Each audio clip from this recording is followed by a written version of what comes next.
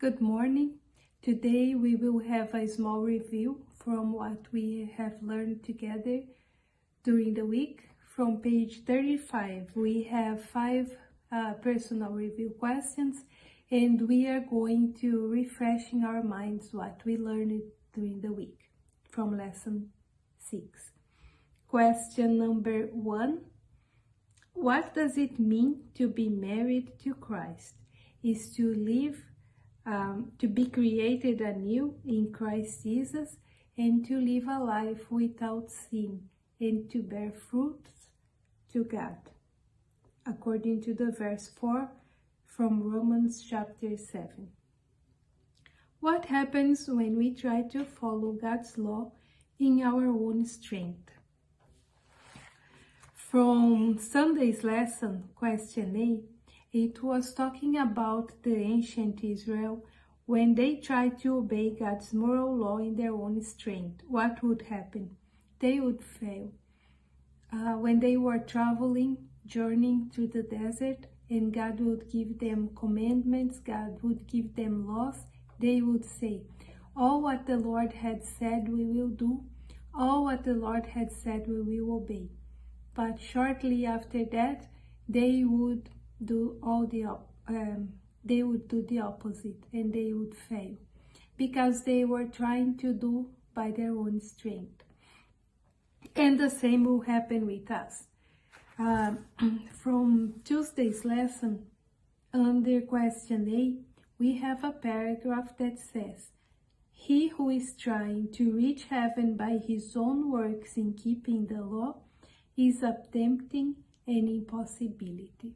So it's impossible for us to keep God's law by our own strength. We need God's grace and His help in order for us to keep His commandments. Question 3. Where does our mind need to be when we seek to follow Christ? According to chapter 8 of Romans, I'm going to read verse 5 and 6 that says, those who live according to the flesh have their minds set on what the flesh desires, but those who live in accordance with the Spirit have their minds set on what the Spirit desires. The mind governed by the flesh is death, but the mind governed by the Spirit is life and peace. And also I'm going to read the verse from Colossians chapter 3 verse 2 that says, set your minds on things above, not on earthly things. So we need to have our minds set on things from above, not from earthly things. Question number 4.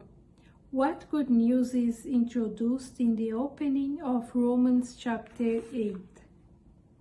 Chapter 8 verse 1 says, therefore there is now no condemnation for those who are in Christ Jesus. So this is the good news. No condemnation for those who are in Christ Jesus. This is the good news. How are we to continue to grow in the experience shown in Romans chapter 8? We are supposed to continue growing, being led by the Spirit, that says that for those who are led by the Spirit of God are the children of God. Verse 14 from Romans chapter 8. And we need to be guided by the Spirit, and we will become children of God, growing until we become children of God and heirs of God and co-heirs with Christ, if indeed we share in His sufferings, in order that we may also share in His glory. I read chapter 8 verse 17. May the Lord help us that we share in His sufferings, with Christ's sufferings, and we all may be led by the Spirit and become children of God. I wish you a blessed day and also a blessed Sabbath day of rest. Thank you for studying the lesson with me, and I hope you enjoy learning we're learning together, and we will be back sometime in the future. God bless you. Bye.